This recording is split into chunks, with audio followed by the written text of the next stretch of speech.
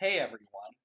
The concept of politicians making empty promises to spend big on infrastructure has been a recurring meme for the past few years, and it's probably not a surprise to many people that the $1.2 trillion infrastructure bill that the Senate passed a few days ago is getting held up by the House of Representatives. If any part of this is surprising, it's that the cause of the delay is many congressional Democrats wanting to spend more on infrastructure, and there's a fair chance they'll actually be able to pass another, even larger infrastructure package. Still, a number of people are getting upset about the smaller bill getting delayed, because this one was passed with support from both parties, while the second bill is expected to be advanced on a party-aligned basis. Look how dysfunctional our politics is, even if one chamber of Congress is able to put out bipartisan legislation, the other house holds it hostage for their own partisan ends, etc. This video is going to be looking more into that complaint, that bipartisanship isn't practiced enough in American politics anymore. Before we get too deep into this, I think it will be worthwhile to define our terms, because it's easy to conflate bipartisanship with some semi-related concepts. Bipartisanship isn't a question about whether someone is able to be nice to people from an opposing party. Whether or not you think that's important, it's a separate question. We're also not talking about being able to tolerate a party opposed to your own getting what they want sometimes. That's just a basic requirement for being part of a democracy. Bipartisanship is specifically about two parties being able to agree on legislation and policy.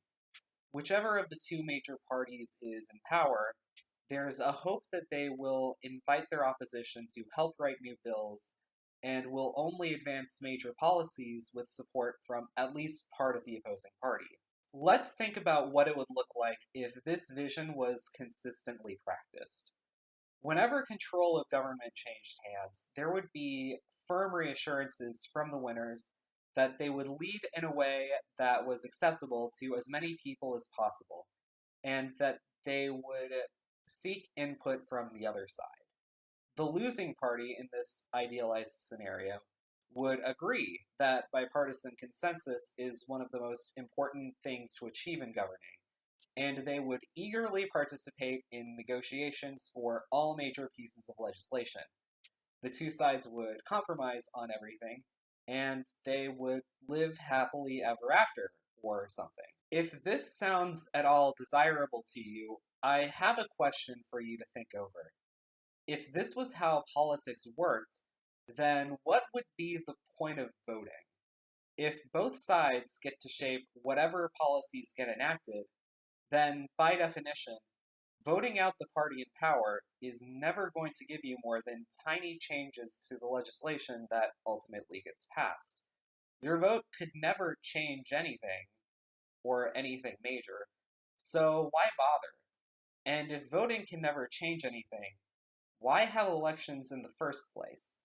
How is bipartisanship compatible at all with the concept of representative government?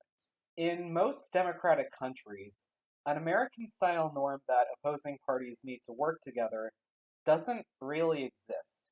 Instead, there's an expectation that whichever party or coalition of parties is able to gain majority support gets to govern how they like, without having to get any agreement from the opposition.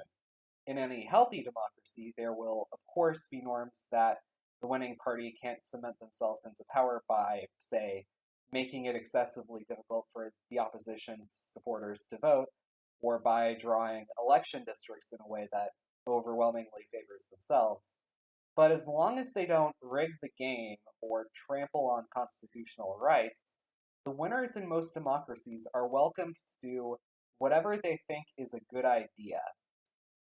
You can make the argument that bipartisanship is a response to America's distinct system of checks and balances, and I think there's something to that, but it doesn't explain the whole picture. On one hand, there are consolidated democracies like France, where the head of the executive branch is elected separately from the legislature, like in America. A structure like this, where different parties are sometimes in control of different parts of the government that are necessary to enact legislation, does lead to situations where cooperation between opposing parties is the only way to pass major legislation. In France, there were three such periods of divided government in the 80s and 90s.